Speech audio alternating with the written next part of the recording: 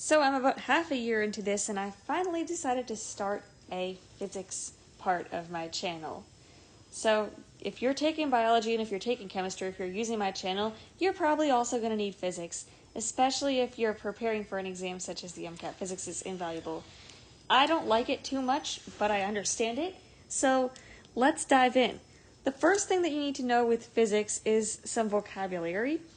Physics is made of all kinds of mathematical quantities, but they're describing things that are in the world, and so usually they're going to be what we call a vector. So we're going to learn what a vector is. When I first learned this word, it sounded very scary, but a vector is simply an arrow that points in some direction and has some length. So this thing has got magnitude, and it's got direction. So what I mean when I say magnitude is like, what's the quantity of this? How much is this? So let's say that this arrow is pointing how far I went on my walk, right? I started at point A and I ended at point B, and I went on a walk. So maybe this magnitude of this vector is, 5 meters. I took a very short walk, right? So the magnitude has a number and it might also have a unit. The direction is going to be based on whatever we decide are whichever direction. So this can be like X and Y and Z axes. That's what it's often going to be. It can be up and down. Let's say on my walk, I have a compass and this way is north, right? And so my line is not going north, south, east, or west, but it's going somewhere in the middle. So I could say that I'm going like 30 degrees east of north.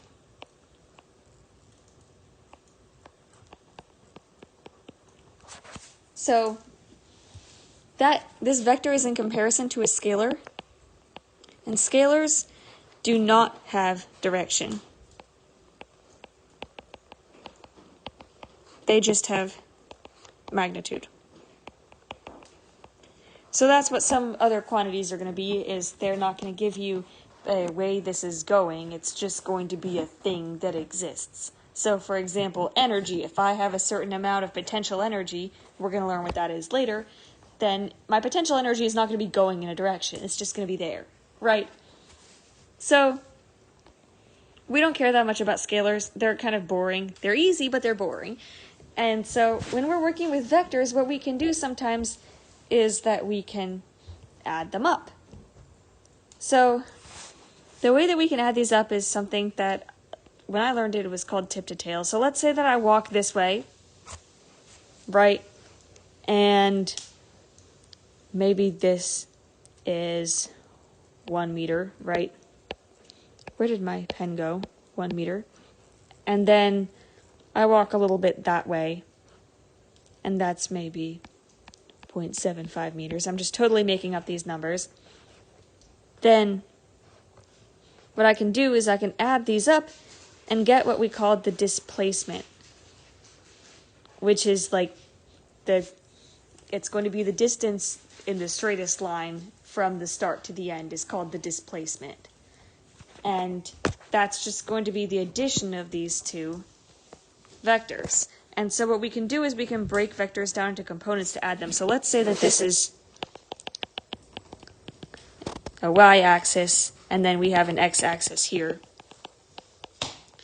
We can break this first one into a y component and an x component, and we can break the second one into an x component and a y component, and then we can add up the x components and we can add up the y components, and if we do some trigonometry, then we can get the last thing.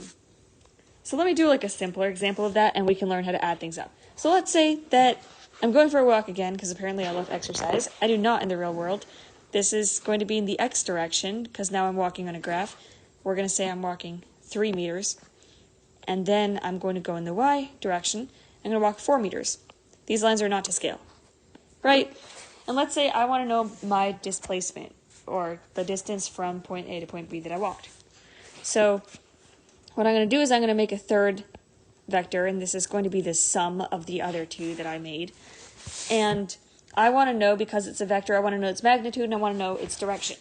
So often with vectors, when we split them up into x or y components, when we have like a one that's the sum of the others, we're going to see we call a right triangle. So the right triangle has a 90-degree angle.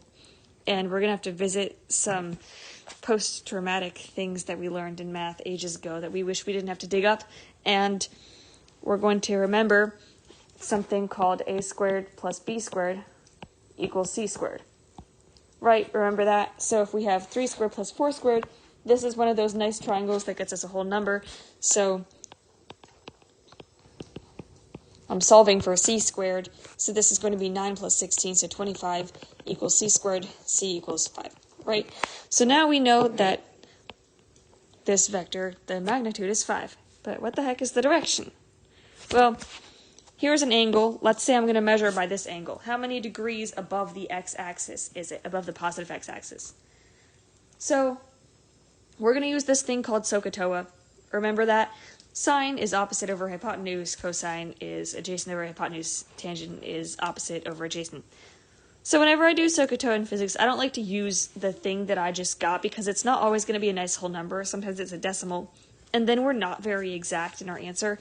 So I like to use the stuff that I already had to begin with, which is the 3 and the 4. So this side, the long side, is called the hypotenuse. So this is our angle, right? How do we know what's adjacent and what's opposite? Well, the opposite thing is going to be the only side that's not participating in the angle, which is this one. And then adjacent means it's next to, so this 3 meters is next to the angle. So what we're going to be using is the TOA part of SOHCAHTOA. So we had SOHCAHTOA. And we're going to be using the TOA part, which means tangent equals tangent of theta, which is the angle symbol, is equal to opposite over adjacent.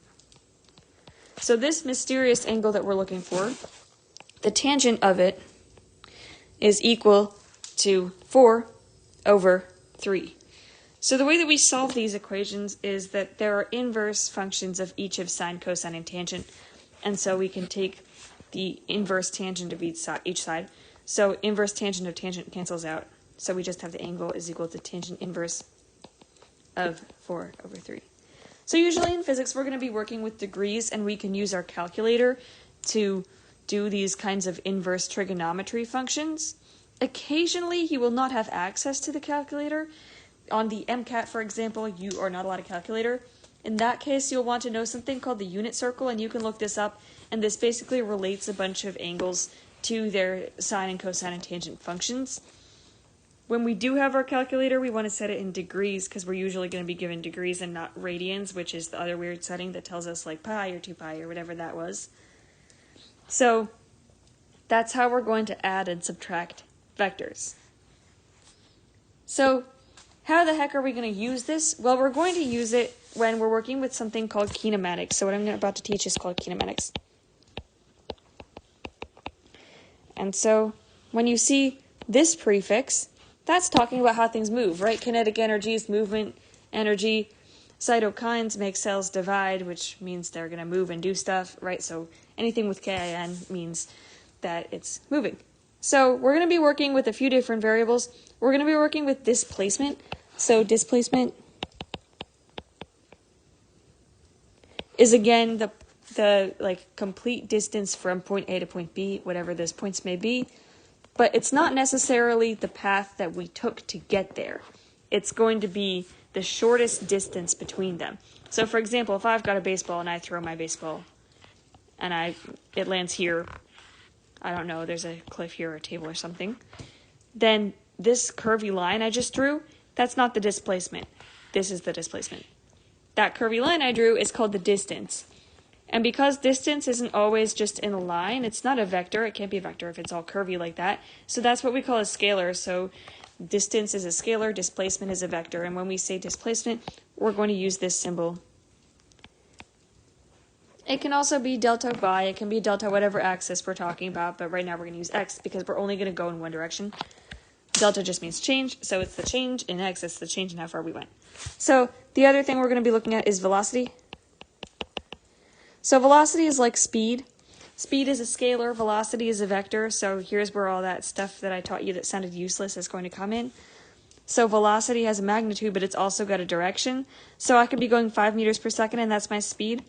But if I'm going 5 meters per second forward, then it's got a positive, and if I'm going backward, it's got a negative, and then all of a sudden it becomes a vector because it has a direction.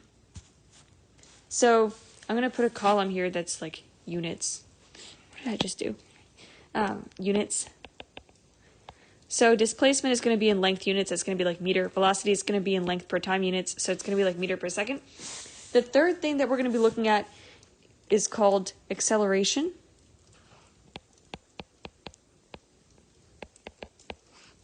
So this is the change in velocity per time.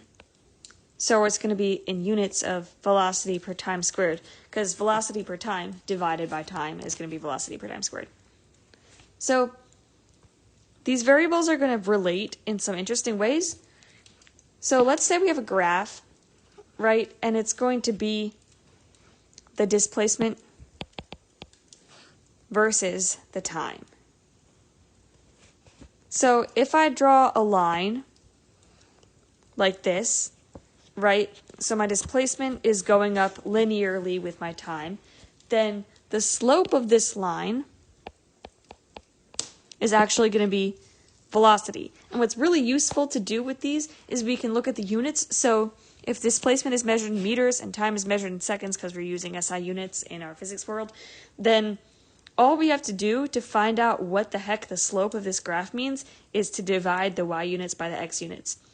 So if we're measuring how many meters are going on for every second, that's meters per second, it's velocity. So if you don't know calculus, turn off your brain for a few seconds. If you do know calculus, then the cool thing about this is that the velocity is the derivative of the displacement per time graph. So when we look at these equations, you're going to start to see patterns that maybe you saw in your calc, because this is the derivative of displacement and time. So if I was looking at this slope, maybe turn your brain on again, even if you haven't taken calculus, then what you're going to see is that this slope is constant, right? If I have a linear equation, the slope is always the same, y equals mx plus b, the m is the slope. So what this means is in this graph where my velocity varies, my displacement varies linearly with time, I have a constant velocity. So if I'm going like 1 meter per second, then it's going to go like 1 second, this is not drawn, 1 second, 1 meter, 1 second, 1 meter, 1 second, 1 meter, right? And it's going to stay like that forever on this graph, and I have a constant velocity. So the other thing that we can look at is a velocity versus time graph. So in this case, velocity is in meters per second and time is in seconds. And if we have a constant velocity, then however much time we go on, pretend that's a straight line, then the velocity is going to stay the same and it's not going to vary. So these two graphs are describing the same situation right now. And if we're looking again at the slope of this graph, if we want to know what the slope is, not the number, we know the number of the slope is 0 because it's a flat line, but the units, we can say velocity is on the y-axis, meters per second, time is on the x-axis, seconds. So meters per second divided by second is going to get us meters per second squared, which is acceleration, right? So if we have a constant velocity, our acceleration, or a change in velocity over time, is going to be 0. And again, if you have taken calc, you might be able to see that the derivative of the velocity versus time graph is the acceleration, and you'll see those patterns in the equations that we're going to learn. So this situation that I just drew corresponds to constant velocity. What happens if we have constant acceleration? So now I'm going to draw 3 graphs instead of 2, and this one on the far right is going to be acceleration per time, and this is going to be constant. In your physics, unless you're doing like astrophysics and crazy stuff I've never heard of, you're not going to encounter situations where your acceleration is not constant. If your acceleration is not constant, fun fact, the change in acceleration per time is known as jerk, and that's something they do in like space science and stuff. But this acceleration is constant, so it's always going to be a flat line, either at 0 or at a number. And now we're going to work backwards, and we're going to find what's going to happen to velocity in time. So if acceleration is the slope of the velocity in time graph, and that slope is a constant number, again, if you've taken calculus, you know that what we're doing here is we're taking an integral. So if we take an integral of a flat line, then what we're going to get is a linear equation, like with a non-zero slope. So now we can see, like, if our acceleration was constant at 3, this velocity versus time graph would have a slope of 3, right? So now we're going to look at what happens when we have our displacement versus time. And actually, because we're talking about derivatives and integrals and all, I want to do an example. So let's say our acceleration is 3, like I said.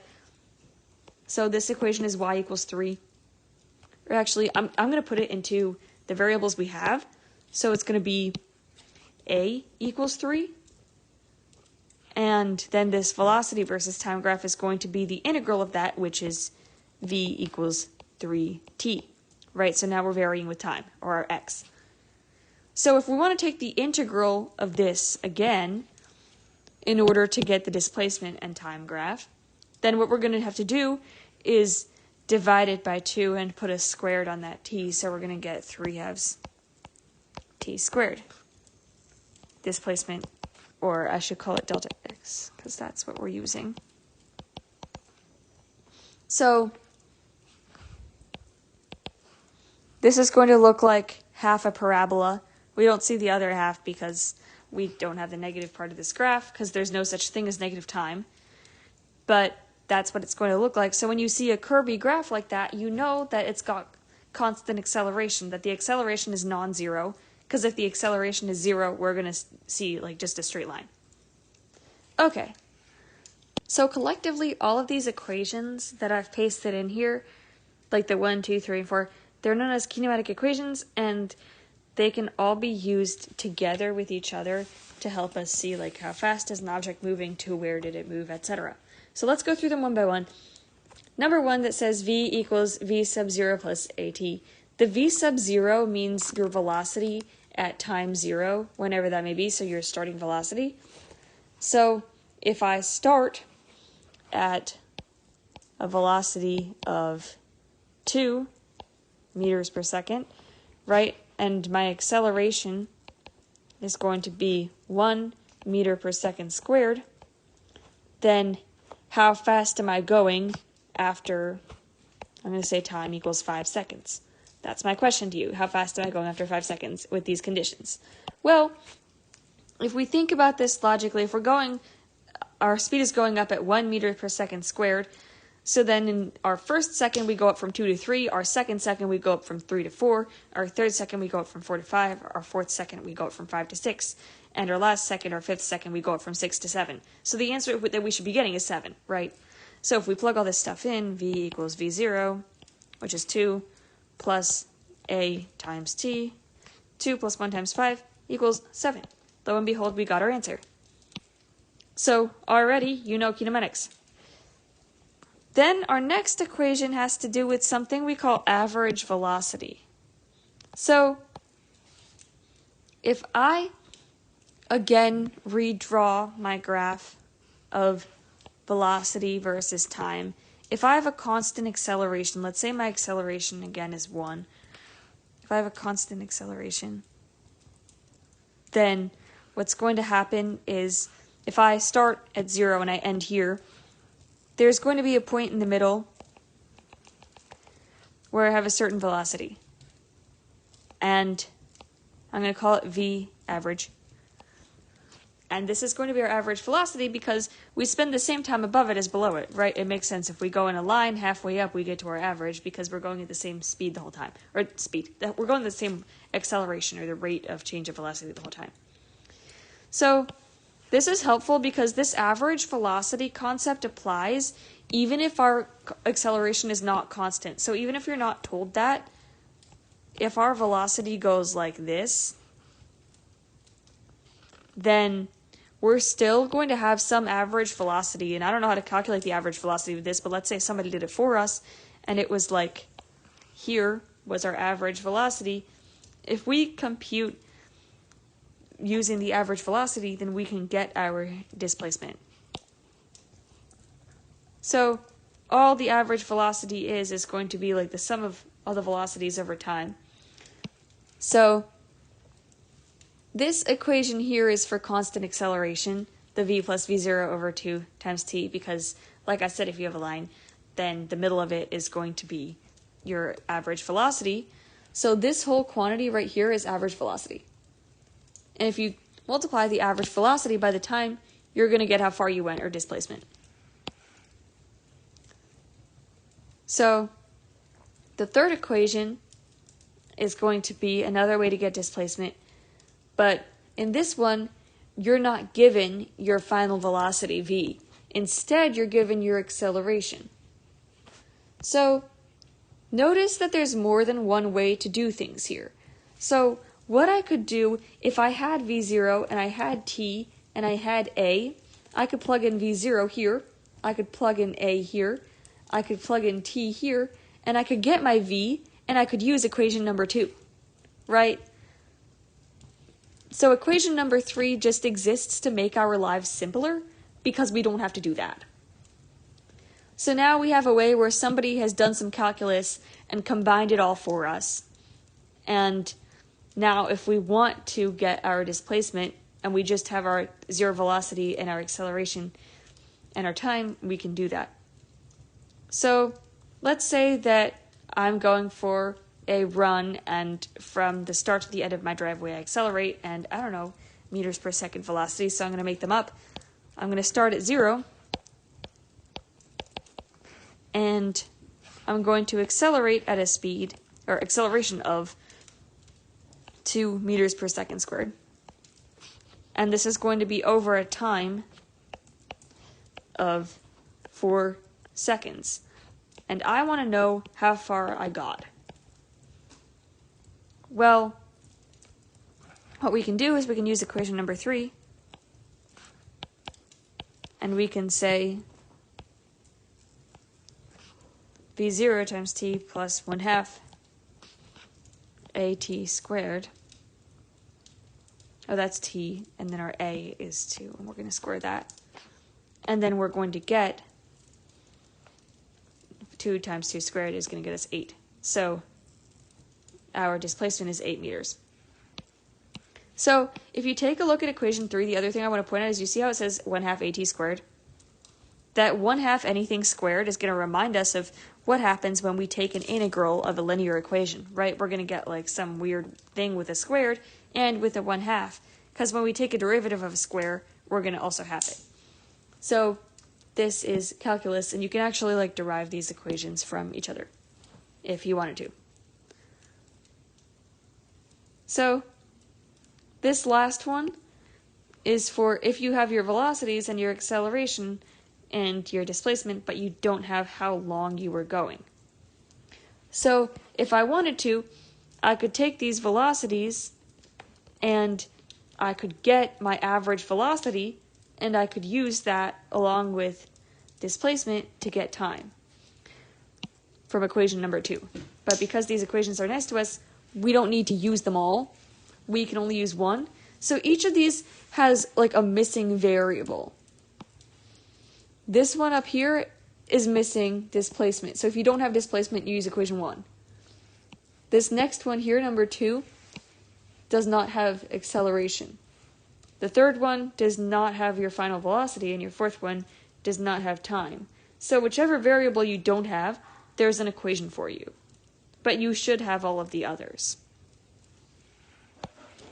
So now we're going to do a difficult problem and see how far we get. So I am again going for a walk, and I'm speeding up as I walk. So I'm going from point A to point B, and these points exist on a coordinate plane. So we've got an X, and we've got a Y, right? And so I know that I'm going to start with my velocity in this direction, and it's going to be 1 meter per second. I know that I'm going to be going for 5 seconds, and my acceleration is 2 meters per second squared. And I want to know my displacement. So if A is 0, 0, where is B? So this looks like a pretty hard question, and we might have no idea to start. That's because I forgot to give us one part of our information, which is that this angle is 20 degrees. So now we're going to solve our problem. So the first step is going to be to break this vector down into its components. And what I mean when I say components is we're going to give it an x and we're going to get a y, and then we don't have to work at this weird 20 degrees above the x-axis type of angle. So the way that we're going to do that is we're going to make this into a triangle. So this is our x, and this is our y, and then we have a hypotenuse that is 1 meters per second long. And these are velocity vectors, not displacement. So this was 1 meter per second. And we want to find our other things. So because we have a side and we have an angle, we can use SOHCAHTOA. So to get our x component of the vector, well, this is A, it's adjacent to the angle, and we have our hypotenuse, and we have our angle.